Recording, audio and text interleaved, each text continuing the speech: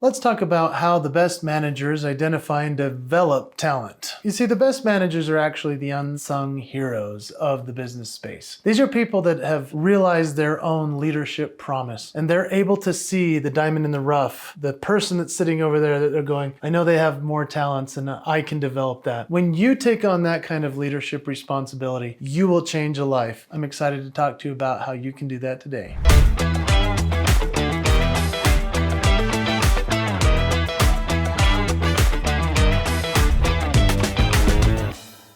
Let's talk about what many managers get wrong. The importance of identifying talent. So often, a manager might play favorites. They might see something great in somebody, but not somebody else. There's a reason that person got that job, and a great manager is capable of clarifying what's yet to be identified by the person that they're working with. And so when you think about somebody who has not flowered in their position, hasn't raised up to where they actually could be, a lot of the time it's just because the manager might have somebody else in the place of that person where they could be doing even better. For example, if you ever grew up playing sports, I know that now as a dad who has my son playing sports, I'm watching my child and I'm watching the coach and I'm thinking, gosh, I wish he would see more of the talents of my son. That can happen sometimes where they might play another kid in that same position and you go, my son's better than that guy.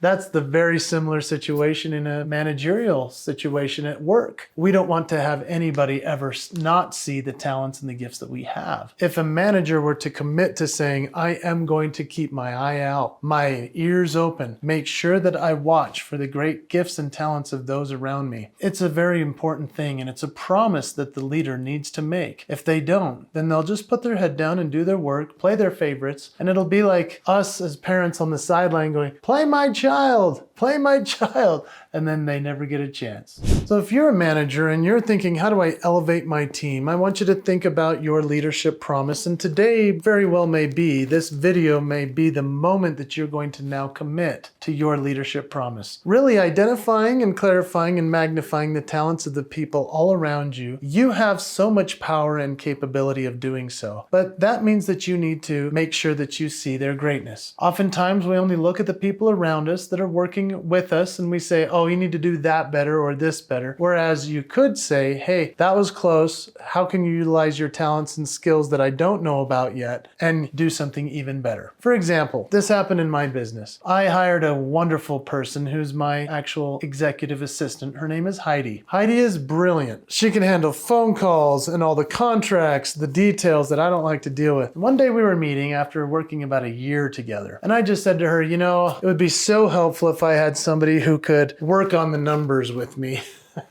and the financial side. And she goes, oh, well, I thought I told you that I also do financial stuff if you'd like. And I was like, what? And she said, yeah, I originally told you that I could help you as kind of like a CFO for hire if you want. I can do your books. I can do all of the managerial things in terms of the money as well if you'd like. And I was like, yeah, hello. Why didn't I know this? She said, I don't know. I put it on the resume, but you didn't read it. I don't know.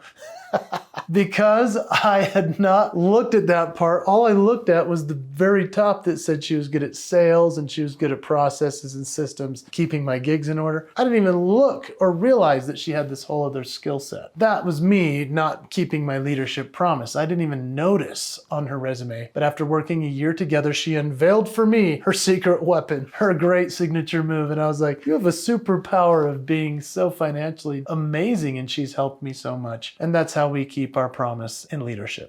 One of my favorite examples of really discovering the greatness around you is when Alan Mulally was hired from Boeing to become the CEO of Ford. And this was right in the middle of 2008, which was the middle of a huge recession. All companies were going bankrupt all around them, from GM to Chrysler, and now Ford was thinking, we're going to lose everything. Is one of the great car dealer stories in the history of America. The original car, Ford, well, Alan came in. He looked around and everybody said, just change everything. And he said, wait a minute, let's see if we can get everybody in the right place. He didn't want to just burn all the ships. He wanted to see if he could cultivate the talent of the great people that he knew were already there. Doesn't mean he didn't make some big changes, but the big changes actually he made were to say, hey, instead of everybody elbowing each other and backbiting one another, why don't we create what we call one team? And then it became one Ford. And that's when they started to look at the products that they already had, such as a certain car that hadn't sold very well. And he said, instead of creating a new car from scratch, let's just redo it a little bit with some of the talent we have. And then it became a $1 billion car. There's all kinds of great stories, but he literally saved the auto industry in the middle of a recession for all of America. Check it out. Alan Mulally, The Ford Story. It's incredible.